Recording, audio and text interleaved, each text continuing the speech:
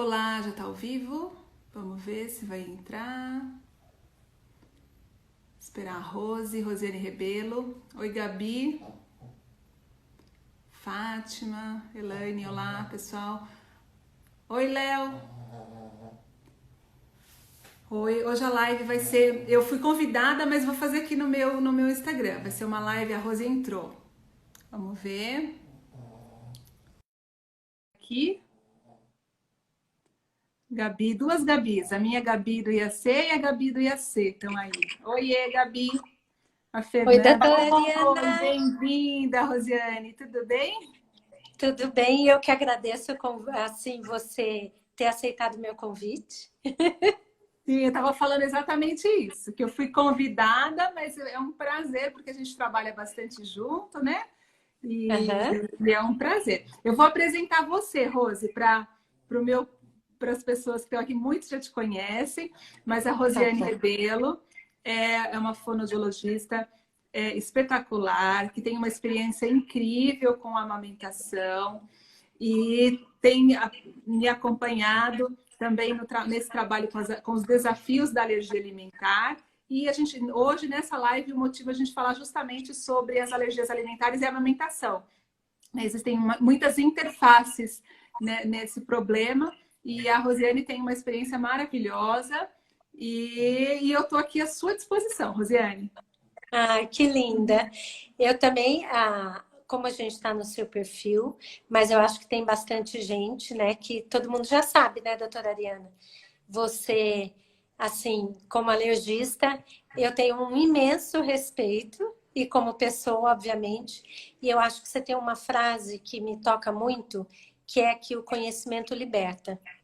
E eu acho que o conhecimento, em termos de diagnóstico, ele traz uma libertação muito grande, porque eu vejo assim os pais sofrendo muito é, em torno desse diagnóstico, se é, se não é, o que está acontecendo. Isso é uma coisa constante no consultório.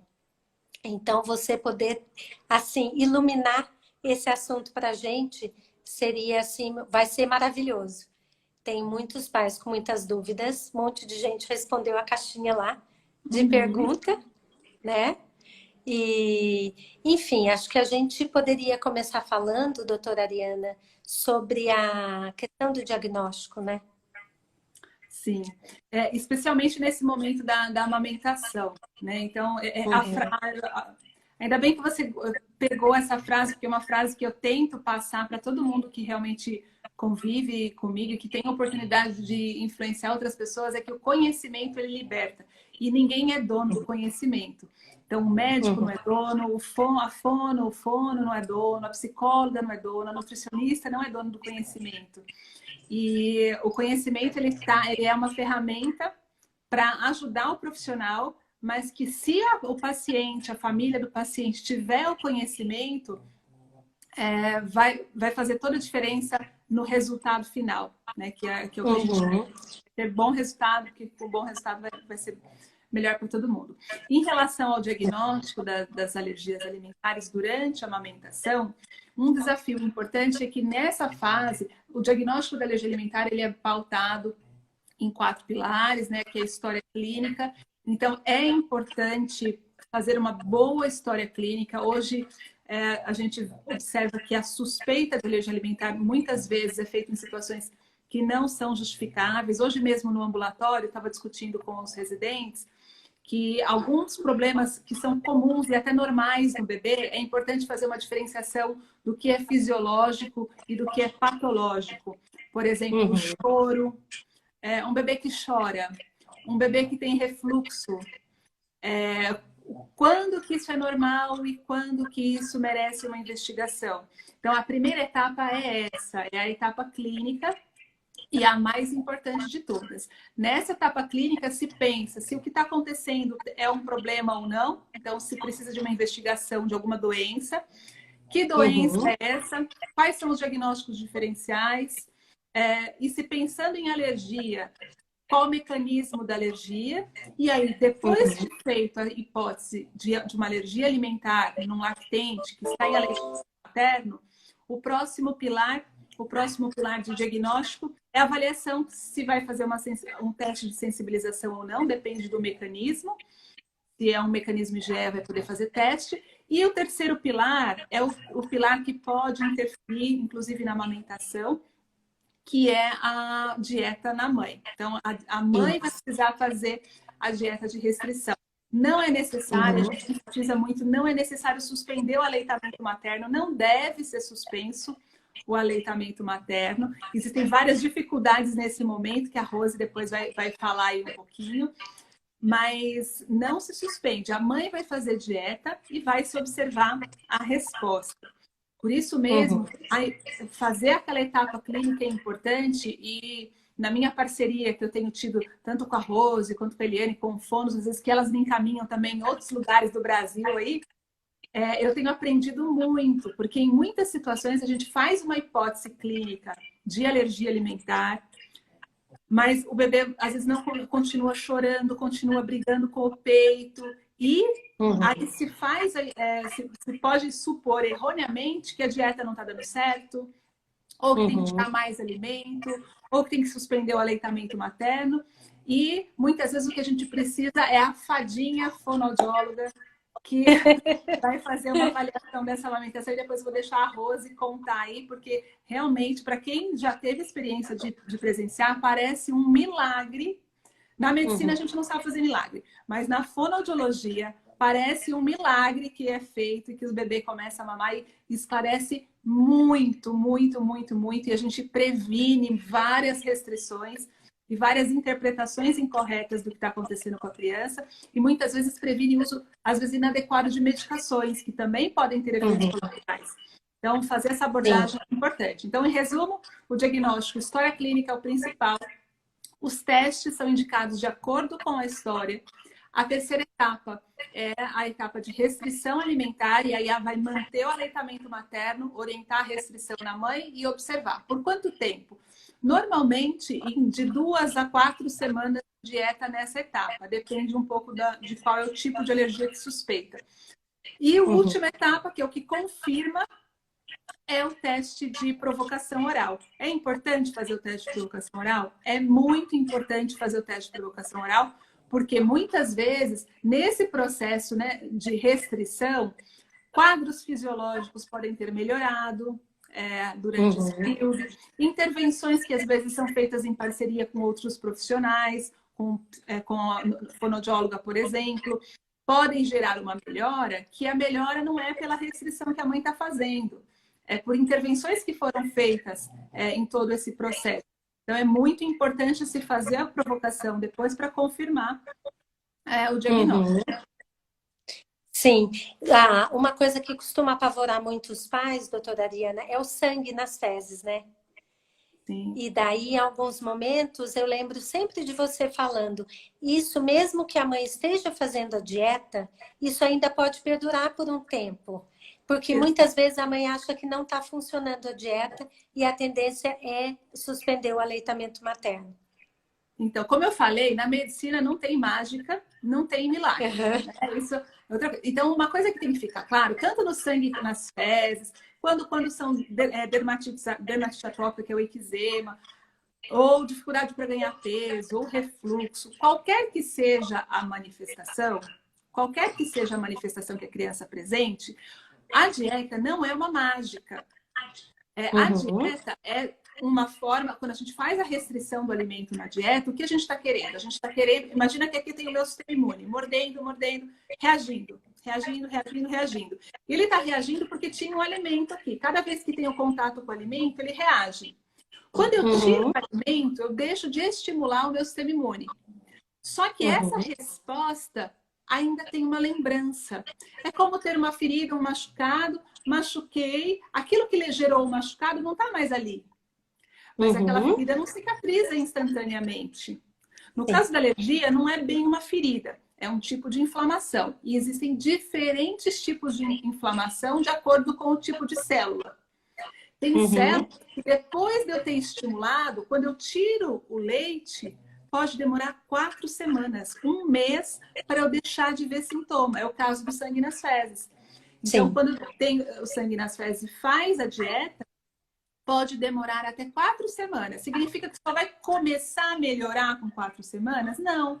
Quando tira, em geral, alguns dias depois já começa a perceber alguma melhora. Mas desaparecer os sintomas pode demorar. Outras alergias são mais rápidas, 2 semanas é suficiente. E alguns quadros, os quadros que levam a diminuição de ganho de peso, pode demorar até mais de 1 mês para observar a melhora.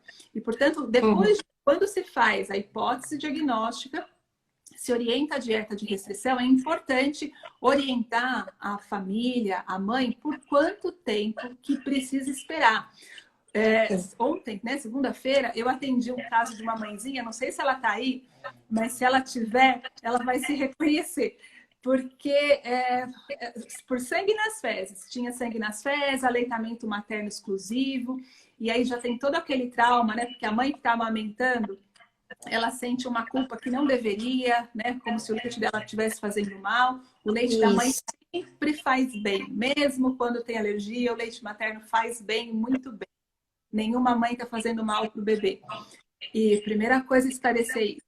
Mas ela fica muito aflita para ver desaparecer logo aquele sintoma. E essa mãe, numa pressa, tirou o leite, quando sangue nas fezes, a principal alergia é leite, leite de vaca. E aí depois, em 4 dias, ainda tinha sangue. Já tinha melhorado, mas ainda tinha sangue nas fezes. E aí tirou trigo, ovo, soja, peixe, amendoim, castanhas, os 6 grupos. E ela veio em dieta há 2 meses já, tirando os 6 alimentos, enquanto a gente sabe que nas alergias alimentares é muito raro alergia para mais do que 2 alimentos. Para alergia intermediada, normalmente é 1 alimento. Pode ter 2? Pode ter 3? Pode. Mas quando tem alerta até para alguma coisinha errada que deve ter nas barreiras do corpo, ou dermatite atópica ou esofagite eosinofílica, que são as doenças um pouco mais associadas com mais de um alimento. Mas no caso de sangue nas fezes, na imensa maioria é leite de vaca. A causa. Em alguns casos pode ter associação com soja, tem outros que um pouco mais raramente também com ovo, mas não é para ficar tirando tudo ao mesmo tempo. Então, tirou o leite, precisa aguardar um tempo, o tempo necessário para ver normalizar. E não é grave, né? A Rose, você lembra o apelido da alergia?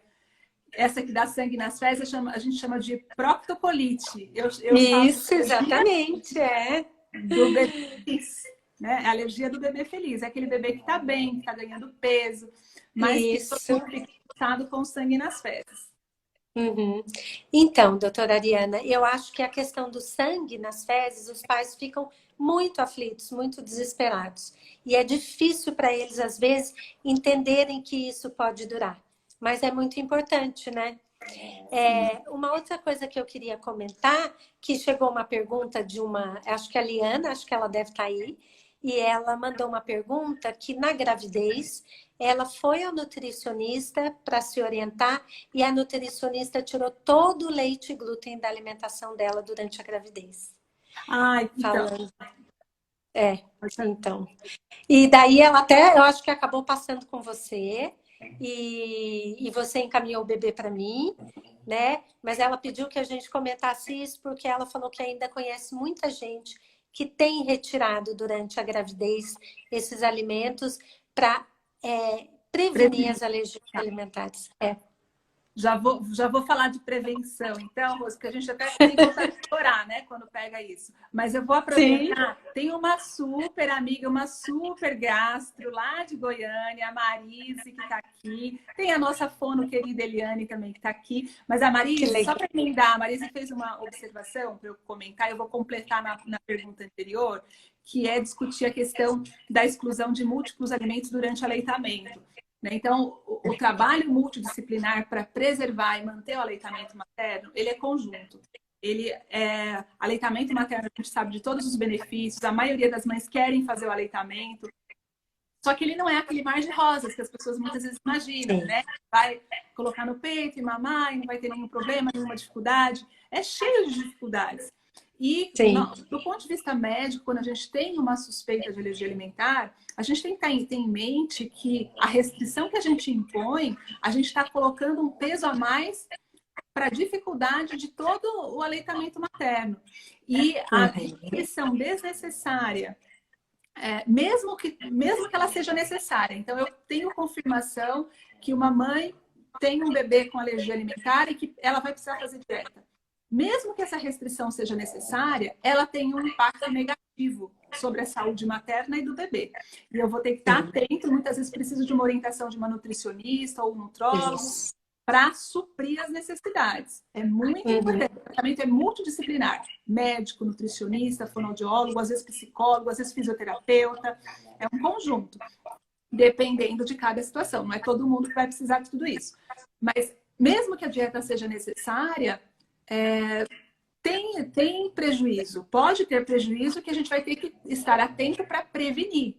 Agora, quanto mais se for fazer uma dieta múltipla, de restrição múltipla. Dieta de restrição múltipla é muito difícil de nós garantirmos uma qualidade nutricional, suprir todos os nutrientes, ter uma saúde mental, inclusive, porque quanto mais alimentos se retira da dieta, mais impacto tem psicológico e social. Então, não se deve fazer restrição desnecessária. E o prejuízo também para a qualidade do leite que está sendo formado e para o bebê. Então, não se pode fazer restrição de múltiplos alimentos e é prejudicial sempre, mas mais ainda durante o aleitamento. E agora, voltando para a sua pergunta, que é em relação à prevenção. A alergia alimentar começou a ter esse boom, né? As alergias em geral começaram a aumentar. E aí, com isso, principalmente quem já teve uma experiência pessoal com o primeiro filho, ou conhece alguém que teve alergia alimentar, quando fica grávida, fala, o que eu posso fazer?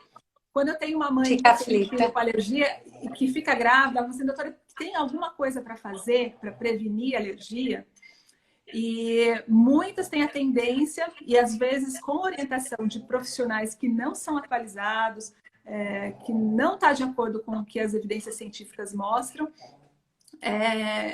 orientam a restrição de alimentos da dieta materna durante a gestação e durante o aleitamento. E não está indicado, isso já está provado que não é recomendado que se faça dieta de exclusão nenhuma, nem na gestação, nem durante o aleitamento, porque não previne alergia.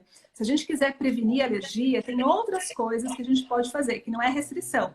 Que é cuidar da alimentação no geral, é comer de tudo, comida de verdade, variada, ter uma atenção especial para a alimentação, atividade física, tentar ter um parto normal, porque o parto por via vaginal, ele facilita a colonização do bebê por bactérias boas, que ajudam o equilíbrio imune, e estimular o aleitamento materno, que é o tema da nossa live. Sim, porque esse realmente previne, né, doutora Ariana? Sim. Leite materno tem características que podem prevenir mesmo as alergias, né? Sim, então, e agora, às vezes, as mães também ficam tristes, né? Ou algumas aqui que talvez já tenham filhos com alergia alimentar, falam, puxa, mas eu fiz tudo isso, comi direitinho, dormia bem, meu bebê nasceu de parto normal, eu ofereci, né? Fiz aleitamento materno exclusivo, mesmo assim teve alergia. Porque quando a gente fala em prevenção, a gente está falando de colocar coisas que ajudam a diminuir o risco. Mas o risco de alergia alimentar, ele é multifatorial. Existem fatores ambientais, existem fatores genéticos. Então, não é uma garantia, mas a gente faz de tudo para diminuir esses riscos. Né? E o aleitamento materno é uma das... no leite materno tem uns açúcares especiais. São açúcares que são comidinha de bactéria boa. Então, sabe, pelo fruto conhecereis a árvore. Então, no caso da microbiota, das bactérias, bactéria má come coisa má, coisa ruim. E bactéria boa come coisa boa. Bactéria boa ajuda o sistema imune a aprender, regular e fazer tudo direitinho, trabalhar direitinho. E os açúcares que tem no leite materno são comida boa, alimentam bactérias boas. Hoje as fórmulas infantis tentam copiar, mas tudo que é copiado não é igual, né? Então, nas fórmulas hoje já são adicionados alguns açúcares que tentam imitar o leite materno, mas imitam parcialmente, não tem tudo que tem no leite materno. Então, o leite materno é o melhor. E hoje a gente já sabe que aquela mamadeira que é dada muitas vezes na maternidade, sem nenhuma necessidade, aquele momento é o momento que o bebê está mais propício para se sensibilizar e desenvolver alergia. É ali um momento especial. A primeira semana de vida é uma semana que o sistema imune do bebê ele está propenso a ser alérgico, de todos os bebês. Então, tentar prevenir o contato com fórmulas, né, e com proteínas intactas ali é muito importante. E isso é um dilema que a gente vive, um problema que a gente vive hoje nas maternidades, porque é uma prática muito comum. As mães, quando recebem o bebê, muitas vezes ele já tomou uma mamadeira lá no berçário, isso é muito prejudicial. Às vezes a mãe nem sabe, né, doutora Ariana? Muitas vezes isso acontece. E eu acho que o que é muito importante nesse trabalho em conjunto é que tudo isso que você está falando, na fonoaudiologia também não tem milagre. Mas parece. É que é muito trabalho envolvido, né? Mas eu falo Rose, que tantas alergias... Rose, aqui está a Dayana, uma delas já se identificou aí com a alergia do bebê feliz. Que legal. Pode falar, Rose. Tá. Então, uma das questões que é muito importante é que no trabalho da fono, essas alergias, toda essa inflamação que pode acontecer, a cavidade oral não fica isenta disso. Então, aquele bebê vai ter uma mamada, muitas vezes, comprometida por conta disso. Eu brinco que é como se ficasse um rastro ali que o fonoaudiólogo consegue visualizar. A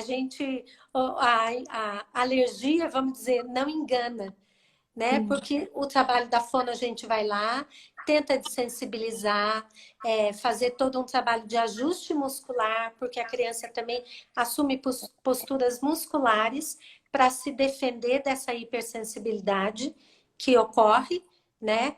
Então, ela retrai mais a linguinha, enfim, uma série de desajustes acontecem em formas compensatórias, porque o ser humano, o corpo é muito sábio. Então, quem tem metade de língua, continua falando, continua comendo, mas compensando, né? Então, o bebê, às vezes, ele vai mamar, ou o peito ou a mamadeira, às vezes o peito não consegue, mas esse rastro, se a gente for lá limpar a parte da sensibilidade e ajustar essa musculatura, a gente consegue rapidamente uma adesão, vamos dizer, a esse aleitamento. E daí é muito maravilhoso, né? Sim, é ótimo. Eu queria que você contasse, Rose, primeiro a Conexão Pediatria que está fazendo uma observação, que ela tem observado bastante quadros de sangue nas fezes, mesmo em aleitamento materno exclusivo. E se essa é uma observação minha. Isso é uma observação, mas sabe que na proctocolite, que é a causa sangue nas fezes, 40% dos casos realmente surgem em aleitamento materno exclusivo. Isso não é uma novidade. E aí a suspeita, como que surgiu então a sensibilização? Existe uma hipótese que pode haver sensibilização, inclusive, através de leite materno, considerando uma predisposição genética muito grande da criança e outros fatores ambientais, mas a principal suspeita é que a sensibilização aconteceu lá na maternidade. Mas realmente muitos casos de proctocolite surgem em aleitamento materno exclusivo. Tem estatísticas que chegam a dizer que 50% dos casos são em aleitamento materno exclusivo. Então isso não é... Uau. A observação é verdadeira. Ô Rose, agora você contou a situação sua aí, eu vou contar uma situação que é bem comum para nós alergistas, gastros, pediatras que tratamos bebês com alergia alimentar ou com suspeita de alergia alimentar em aleitamento, e que muitas vezes a queixa é dessa briga com o peito, né? Ou o bebê não ganha peso, ou ele briga com o peito, a mãe põe no peito, ele começa a chorar, ou ela reclama que tem muita cólica, é feita a suspeita de alergia alimentar por várias razões, tem uma melhora, mas a criança continua com a queixa de cólica, de choro, de briga com o peito. E quando eu falo da mágica, é que uma das coisas que eu comecei a aprender a observar é como que essa criança mama, que a questão não é só pega, Tem a questão do barulhinho lá. Isso! Então, faz os alertas aí, Rose. Sim, isso é super importante porque por muitos anos a gente ficou muito fixado na questão da pega. E obviamente que a pega é importante. Né? Ela faz um vedamento ali, mas mais importante que ela é pensar o que, que acontece dentro da boca desse bebê. Porque é um conjunto de músculos, é um conjunto de funções. O bebê precisa sugar, respirar e deglutir. Então, na hora da deglutição, ele faz uma apneia para poder deglutir. Então, todo esse conjunto muscular tem que estar funcionando muito bem, né, doutora Ariana? E daí, o que, que acontece? Essa sensibilidade, que é essa percepção que a gente tem do movimento, se ela foi agredida, vamos dizer, por um processo inflamatório, ou de um refluxo, ou de uma alergia alimentar, ele vai se defender disso. Então, ele vai ficar muito diferente e vai fazer uma sucção, vamos dizer, pouco efetiva. Então, às vezes, machuca a mãe, ou às vezes o bebê não ganha peso e a mãe acha que o leite está fraco, que o leite não está sendo suficiente, acha que tem relação com alergia, mas não, é porque aquela sucção não está efetiva e daí o bebê não ganha peso. Às vezes é um bebê que fica horas no seio materno, e a mãe fala, mas está mamando muito bem. Mas justamente porque ele mama mal, porque ele não mama de forma efetiva, ele suga um pouquinho e cansa, suga um pouquinho e cansa. E ali vão se passando horas, né? Então fica aquele bebê com muito tempo no seio. E a questão da aerofagia também, né, Rose? Quando o bebê tem que fazer esse canolamento da linguinha, ele usa a parte média da língua para sugar de uma forma efetiva. E daí, quando ele está com uma sensibilidade muito alterada, ele nauseia, e às vezes essa náusea vem para a ponta da língua. Então, ele não consegue usar essa parte média da língua para sugar. Então, ele põe essa linguinha para trás, e daí fica numa postura de língua bem retraidinha, às vezes dá até uma papadinha, que a gente acha que é gordura, mas nem sempre é, às vezes é a língua mesmo, e passa a sugar com a pontinha da língua. E daí ele perde a pressão interoral o tempo todo e engole muito mais ar do que deveria. Então isso dá muitos gases, aumenta a cólica, aumenta a eructação, dá muito desconforto, né? A gente sabe que às vezes tem adulto que acha que está infartando de dor, né, de gases. Então isso é um dos grandes, porque isso aí no dia a dia, em todas as mamadas, fica quase insustentável. O bebê sente muito desconforto mamando. Exato. E assim, essa, Rose, foi uma das coisas que mais eu aprendi com vocês fonos, que assim, porque muitas vezes a gente olhava a pega e o bebê tava lá com boquinha de peixe, bonitinho, só que continuava chorando, brigando, né? E para as pessoas entenderem isso que a Rose falou, imagina, sabe quando a gente faz com espéculo para fazer examinar a garganta? Todo mundo sente aquela náusea. Imagina se o bebê tiver com essa sensibilidade alterada, que pode ter vindo por várias razões aí, né, Rose? Inclusive por um refluxo, porque muitas dessas crianças, até elas têm doença, né? Pode acontecer numa situação sem doença, mas ela tem essa sensibilidade alterada e essa pontinha da língua, o próprio fato dela tentar fazer a sucção usando essa ponta da língua, ou esse meio da língua, ela já tem esse reflexo e ela se protege disso, né, Rose? Isso, exatamente. Ela vai se protegendo, daí ela vai engolindo cada vez mais ar. Isso dói para engolir, né? E ele vai tendo mais desconforto. E tem bebês que acabam levando até o próprio desmame, porque a mãe às vezes não aguenta, né? Fica muito conturbada, muito agitada a mamada. Ô, Rose, mas quando eu falo da mágica, para as pessoas entenderem aqui, é porque na medicina, raríssimas vezes, a gente orienta um tratamento que tem efeito no mesmo dia, às vezes, ou no dia seguinte. Sim. E na internet a gente não pode fazer antes e depois, assim, mas eu tenho o privilégio de receber as fotos dos bebês antes e depois, às vezes de uma sessão ou de 2 sessões. Parece bebê diferente, com a carinha diferente, a bochechinha sobe, eles ficam com uma fisionomia diferente. E para mim, que não sou fonoaudióloga, parece uma mágica. E ouvir o relato das mães, né, que me mandam um WhatsApp, mandam mensagem depois que elas passam na consulta, né, com a fono. Assim, no começo eu tinha relato que eu chorava. Eu falei, não é possível. E algumas eu pergunto, quando eu não conhecia muito ainda o trabalho, eu perguntava, curiosa, assim, mas o que ela faz lá dentro, né? O que elas fazem, né? Porque eu fico impressionada com a rapidez, né? Porque não é um tratamento longo, a observação de melhora é muito rápida. Isso encanta a gente, né, doutora Ariana? Eu também me sinto super feliz, super grata. É um trabalho muito gratificante, porque a gente vê mesmo a diferença praticamente imediatamente. E essa transformação, eu brinco que eles estão no spa e estão ganhando o primeiro lifting da vida deles. Porque a gente faz realmente um ajuste muscular. E daí que é importante a gente pensar além da pega. Né?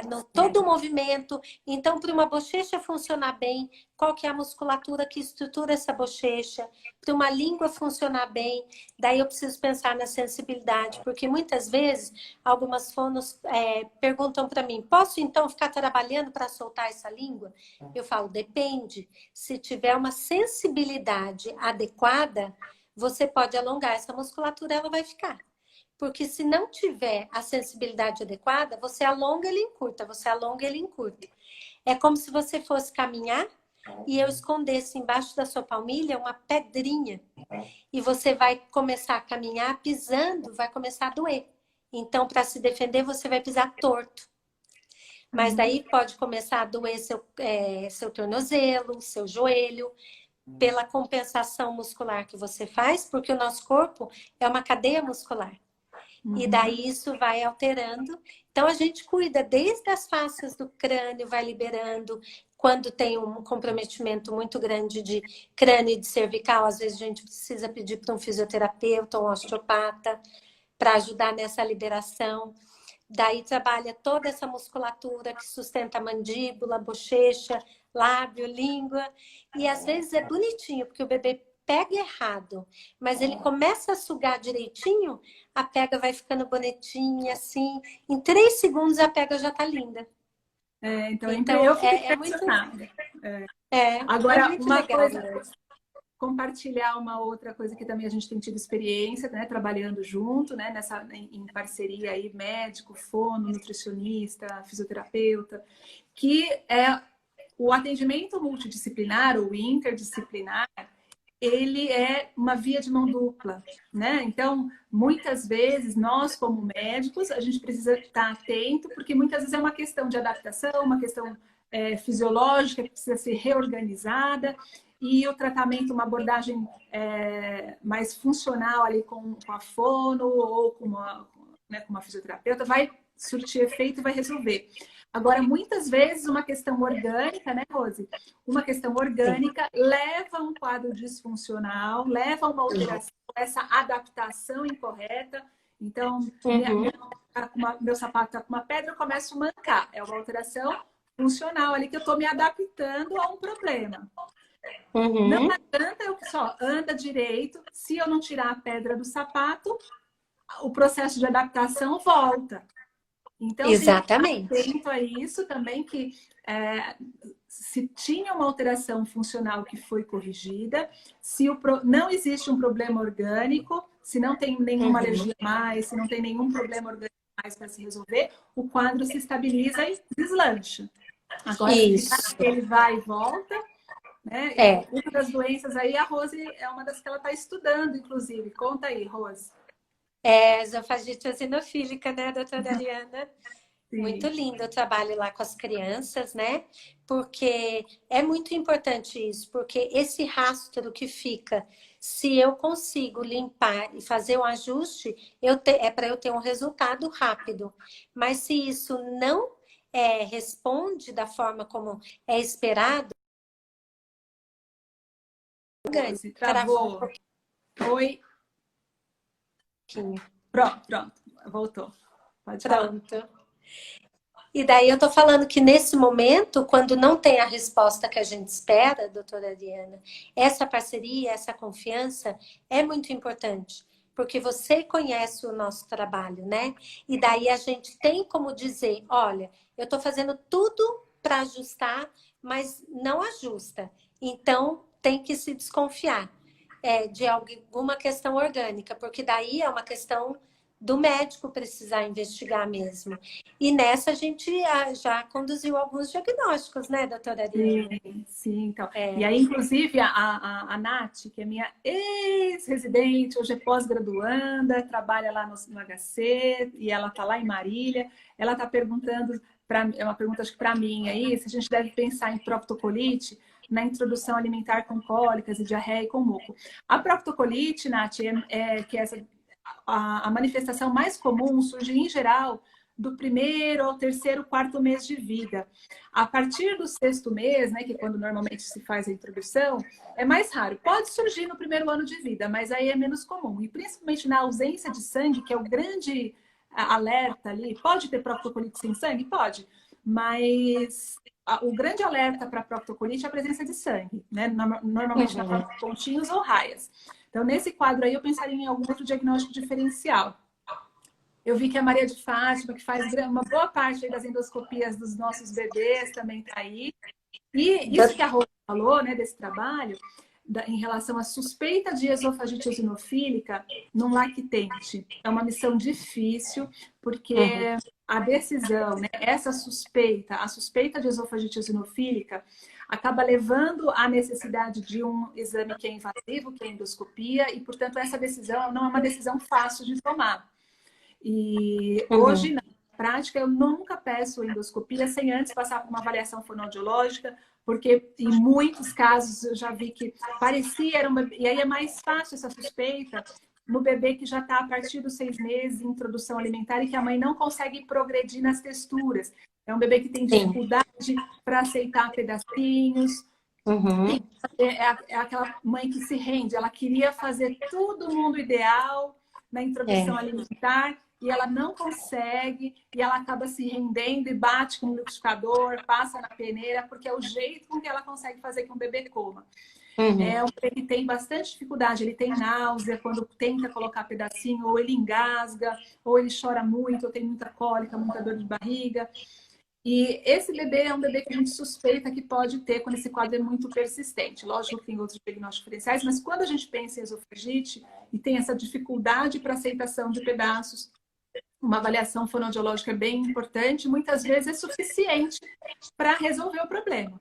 Sim. Às vezes melhora, porque como eu falei, a Rose aqui é modesta, mas é uma mágica, elas fazem a mágica, melhora, só que daqui a pouquinho volta tudo de novo. Mostrando que tem alguma coisa por trás. Aí, quando a suspeita permanece, e aí é feita a investigação. Exatamente. É um trabalho que não se mantém, né? O resultado não se mantém.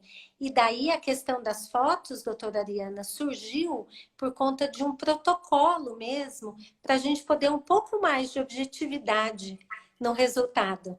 Porque para os pais, muitos pais falavam para mim, mas será que só essa massaginha que você está fazendo vai resolver? Muitos falaram. É claro que depois eles falaram, não, eu vi que resolve. Eu vou contar aqui como eu preparo os pais, tá? Quando eu vou encaminhar para eu falo para eles assim, olha, eu vou te encaminhar, você precisa de uma avaliação fonoaudiológica, existem fonos que trabalham, que se dedicam muito a essa área. E aí, só que você vai fazer o seguinte, quando você for na sessão, não fica preocupado assim, se você vê ela passando pincelzinho, brincando. Acredita em mim, você vai olhar e você vai pensar, estou jogando meu dinheiro fora. Confia que vai dar certo. E aí todos voltam falando assim, doutora Ariana, ainda bem que a senhora avisou, porque parecia uma brincadeira ali, mas funciona. E assim, embora eu esteja levando um pouco na brincadeira aqui, mais para descontrair, e aí para quem não está familiarizado, não é uma mágica, né? Existe muito estudo por trás disso, muito preparo técnico, existe ciência por trás disso, mas são crianças, são bebês, Então, a aproximação dessas crianças precisa ser muito respeitosa, lúdica, vai parecer uma brincadeira, mas tem toda a ciência por trás. Eu queria mandar um beijo para a doutora Fátima Marciano, querida, que está aí, para o doutor Vanderlei, lá do Sul também, que está aí. Mas comentando isso, doutora Ariana, eu acho que principalmente, na realidade, desde muito bebezinho, né? Eu sempre falo que tem que ter muito respeito, porque colocar a mão dentro da boca de um bebê, a boca, eles conhecem o mundo pela boca. Então, precisa ter uma postura de muito respeito, tem que ir com delicadeza, com calma, para pedir uma permissão, inclusive, para eles, né, de uma certa forma. E daí, quando eles estão um pouquinho maior e envolve as questões já de uma introdução alimentar, que também pode ser terrível, porque tem pai e mãe que ficam desesperados, porque não é para acontecer do bebê tossir, engasgar, nausear, de forma alguma. É óbvio que é um processo que precisa ser dentro do ritmo de cada bebê, respeitoso, é um aprendizado, mas também não é para acontecer tosse, náusea, vômito, a criança chorar quando vê o alimento. Então, eu falo que, à medida que a gente vai liberando, dando condições para essa boquinha receber esse alimento de forma agradável, a gente precisa ir conquistando a confiança dessa criança para ela falar, bom, se ela está me dando, eu vou confiar. Sim. E daí a gente vai fazendo os dois juntos, né? Exato. Então, começa devagarinho com um brinquedo que ele permite colocar na boca, e daí eu coloco uma ferramenta já terapêutica, e a gente vai indo, e daí ele acha estranho, mas ele gosta. Enfim, daí o trabalho vai progredindo. Exato. Mas tem muita gente que acha que não é nada. Que é só uma brincadeirazinha, né? Olha, eu vou agradecer aqui todo mundo. Tem um monte de manifestação de carinho aí para você, Rose, para mim. Obrigada. A gente fica muito feliz aqui de compartilhar um pouco desse trabalho. E isso que a Rose falou, né? Desse respeito para colocar a mão na boca. As pessoas podem não ter muita ideia. O que é quando a Rose falou lá atrás que ela vai tentar dessensibilizar essa boquinha, ou quando a boca está muito sensibilizada? O que é isso? Quando a gente sente o que é frio, né? O que é quente, o que é pontiagudo, o que é... A nossa boca é como se tivesse uma rede elétrica aqui que leva um monte de mensagens para o nosso cérebro. E através da nossa boca entra tanta coisa, comidas, né? Sabores e texturas tão diferentes que o nosso cérebro vai entrar para dentro do nosso corpo. Imagina a gente tomar veneno. Né? Para experimentar, se a gente vai fazer, normalmente a gente cheira, depois põe a pontinha da língua, né, para ver se a gente não vai tomar algum veneno. Sim. E o nosso cérebro vai aprendendo e reconhecendo. Ele manda informações, quando é algo novo que ele não conhece, ele fala, meu filho, vai com calma. Não gosta aí não, porque tem uma coisa esquisita aqui que eu não conheço. Eu dou exemplo, no curso eu dei exemplo, que aqui no Brasil a gente não consome, mas na Ásia o pessoal consome gafanhoto. Você imagina colocar um gafanhoto dentro da boca? Eu só de imaginar, eu tenho náusea de imaginar. Aquelas pontas encostando. A minha boca não foi dessensibilizada para isso. E um bebê que passou por experiências negativas, seja porque ele tem alergia alimentar, ou ele teve um refluxo, e que levou a experiências negativas associadas ao ato de comer, cada vez que ele come e tem aquele mal-estar, o cérebro dele vai pensando, olha, comer não é uma coisa legal. Quando você come, eu me sinto mal. É melhor, e vai aumentando aquela rede elétrica que vai avisando quando tem alguma coisa. E essa sensibilidade que vai ficando na boca vai dificultando a criança aprender. E aí o trabalho que a Fono faz é essa mágica aí, né? Que vai devagarzinho, respeitando, falando para o corpo que não é nenhum gafanhoto que está na boca, né? Gafanhoto exatamente. Criando novas experiências e positivas, né? Exatamente. Porque essa criança, tem informações, inclusive, que vêm para o cérebro dela desse desconforto das próprias vísceras, né? Esse desconforto de estômago, essa distensão, tudo isso fica registrado. E é uma coisa interessante que isso que você falou me lembra, porque eu já vi muitas mães falarem, será que se eu deixar ele ficar sem mamar ou sem comer, uma hora ele não vai comer porque tem fome? Mas, na realidade, todo esse estresse que a criança vivencia na hora da refeição libera muito cortisol que vai fazer com que a fome se dissipe. Exato. Né? Então, não é a solução, né? Essa solução não é só deixar com fome que vai comer, porque é uma aversão muito grande, né? Isso não é uma solução. Ó, Ana Paula Juliane, minha super amiga, alergista lá de Londrina. Ana Paula, um dia a gente vai fazer a live junto, Ana Paula, que a Ana Paula está sempre aqui, sempre contribuindo. É uma pergunta para você, Rose, porque a Ana Paula com certeza já é uma das fãs da fonoaudiologia, no trabalho conjunto da fonoaudiologia conosco, né, médicos. E só que uma das críticas, não, um dos pedidos que eu, depois do curso, né, que o pessoal me faz poxa, mas você lá em Campinas tem a Rose, tem a Eliane, né, mas e em outros lugares? Então ela está perguntando como que é a forma, eu sei que não são só vocês duas, né, tem várias, mesmo aqui em Campinas tem outras que também trabalham com essa, sempre vocês duas que são as mais próximas, né, de mim, mas eu conheço outras aqui, conheço em São Paulo também, mas eu sei que tem uma área, mas como que está a formação do fonoaudiólogo hoje em relação a essa abordagem dos lactentes, dos bebês, da associação, né, das dificuldades da amamentação ou alimentação em crianças com alergia alimentar? Tá. Olha, eu dou aula numa especialização de fono neonatal que funciona em São Paulo, que é presencial, que aborda muitas questões dessa, e esse ano está sendo online. Esse ano eu comecei também um curso online, porque acaba com que a procura disso, muitas pessoas querem saber como que a gente consegue esse resultado, né, doutora Ariana? Sim. Então, assim, por conta da pandemia, acabou acontecendo uma coisa que já tinha mais ou menos um plano e acabou surgindo uma demanda grande e eu falei, bom, vamos, e deu certo.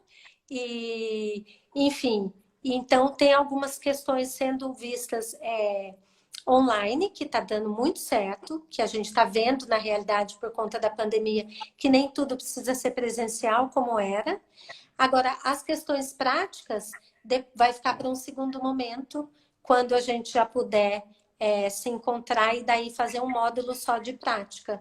Mas eu acho que está melhorando, doutora Ana Paula, cada vez mais pessoas procurando, então mais pessoas fornecendo o curso.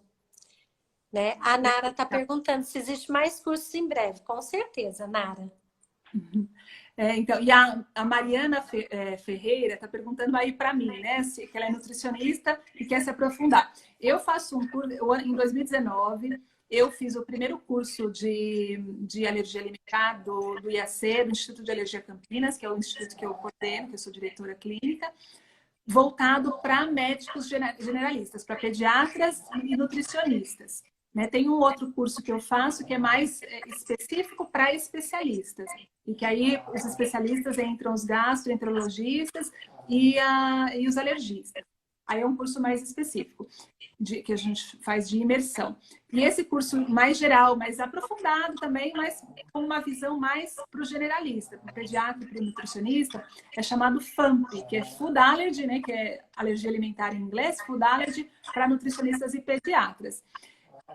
O ano passado foi presencial, mas acho que esse ano não vai ter condição de fazer nenhum curso presencial.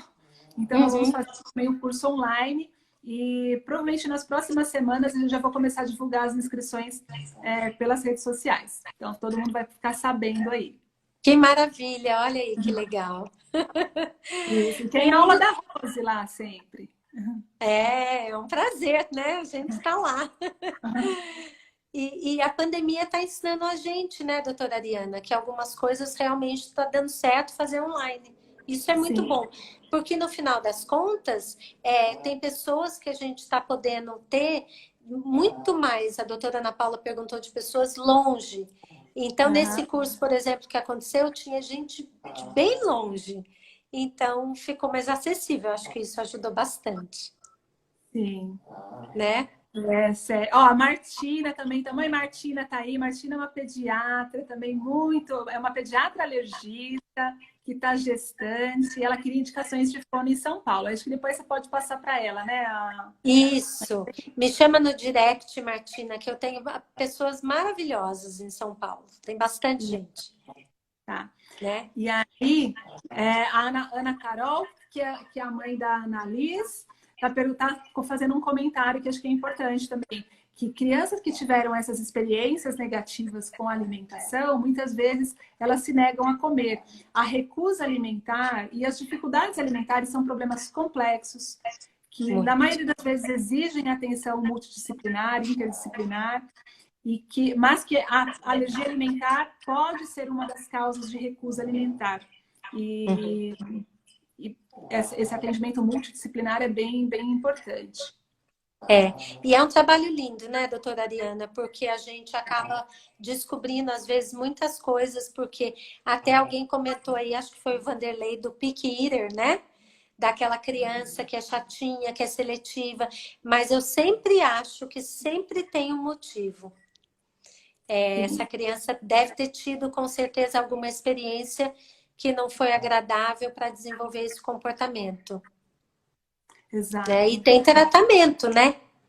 Esse eu acho que é o Exato. mais importante. Tem Exatamente. tratamento. Tem É, tratamento. é.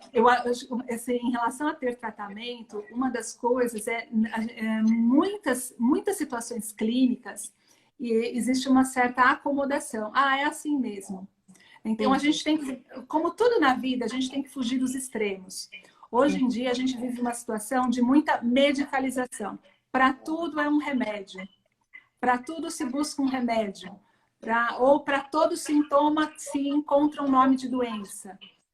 Isso é um exagero, isso está num polo, está num extremo. Uhum. Não é todo sintoma que significa uma doença. Não é Claro. todo sintoma que precisa de um remédio. E hoje a gente vê muita medicalização e muita patologização, assim, muita transformação em patologia de sintomas que são normais. Tem que Uhum. tomar cuidado com isso.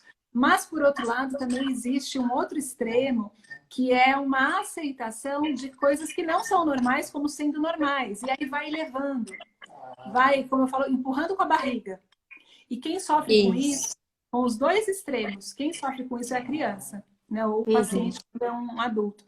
Quem sofre com isso é a criança. Então, o segredo é tentar ter um olhar centrado, objetivo, em Uhum. relação à separação do que é normal, do que não é normal e do que não é normal, porque muitas vezes os sintomas eles se somam a condições pré-existentes. Uma criança que tem uma alergia alimentar, que tem uma colite, por exemplo, que tem um quadro de cólica, que já tirou o alimento, melhorou a cólica, mas essa experiência negativa que teve com a comida levou uma recusa alimentar, às vezes essa recusa alimentar ela é secundária, ela não é diretamente relacionada à alergia. É uma Isso. consequência. Só que É. aí se esquece isso aqui, porque isso não faz parte da alergia. E não Uhum. pode esquecer, precisa ter uma abordagem. Mesmo a solução não vai ser uma nova restrição alimentar, ou não vai Sim. ser um remédio para abrir o apetite, mas Uhum. precisa ter um olhar, né, para cuidar do motivo que levou, né, para os danos diretos da doença e para os danos secundários também que a doença traz, né, e fazer uma Uhum. abordagem geral. Sim, esses últimos meses, doutora Ariana, acho que por conta da pandemia, eu tenho conseguido estudar bastante, bem mais do que o habitual. E eu acho que meus estudos em psicanálise eu retomei bastante, né? Então, esse saber que o bebê carrega e que ele manifesta do jeito que ele pode. A gente poder estar atento nessa conexão, porque a alimentação, todo o processo, tanto da amamentação quanto do alimentar-se com comida, existe uma conexão. e a gente olhar para ver como essa criança está reagindo, porque comida é para ser prazeroso, é para a criança gostar. Então, se Sim, ela não gosta, isso é um sinal. E o sim. pediatra poder acolher isso, escutar e dar um lugar para isso, é muito importante, porque o processo alimentar não é só o ganho de peso, mas é isso Sim. acontecer com qualidade. Exato, exato. E aí, Rose, você toca num ponto importante que muitas vezes se simplifica a alimentação em aporte de nutriente, como Sim. se comer fosse só eu Uhum. garantir nutriente. E aí, Uhum. muitas vezes, se leva, não, ela não gosta de comer, ou ela recusa alimento, mas ela está tomando uma fórmula, ou ela está tomando um Uhum. suplemento que está garantindo nutrição. As fórmulas, os suplementos, ainda bem que eles existem, porque eles são muito importantes em muitas situações. E eles Uhum. dão uma garantia nutricional que muitas vezes é essencial, mas eles não substituem a alimentação. Sim. Fórmula nenhuma substitui a alimentação. A alimentação ela tem que ser apropriada e adequada para cada idade. Então, no lactente, nos primeiros 6 meses, qual é a alimentação adequada? Leite materno. Uhum. A partir dos 6 meses, continua leite materno. Só que começam os alimentos serem complementares. E aí, como a Rose falou, comer é prazer também. Tanto para as crianças quanto para a gente também, né, Rose? Uhum. A gente também Com continua certeza. a gente também continua comendo por prazer. E a criança precisa manter esse prazer. E se ela não está tendo prazer em comer, tem algo errado. Uma queixa que é muito negligenciada, e talvez. E aí eu não estou culpando os médicos e também não estou culpando as mães, mas a gente precisa encontrar um meio do caminho para resolver, que é a mãe que queixa, doutor, meu filho não come, e que isso Uhum. está tão latejado, né? Está tão no ouvido, Uhum. porque a expectativa da mãe também do que é comer está muito Uhum. exagerada. Exatamente. E É. muitas vezes isso não é escutado, porque fala, mas está crescendo, está ganhando peso, então está comendo Isso. bem. E Exatamente. aí você comenta isso daí um pouquinho, depois a gente já vai se despedir, que a gente está nos últimos minutos aqui, É Rose. verdade.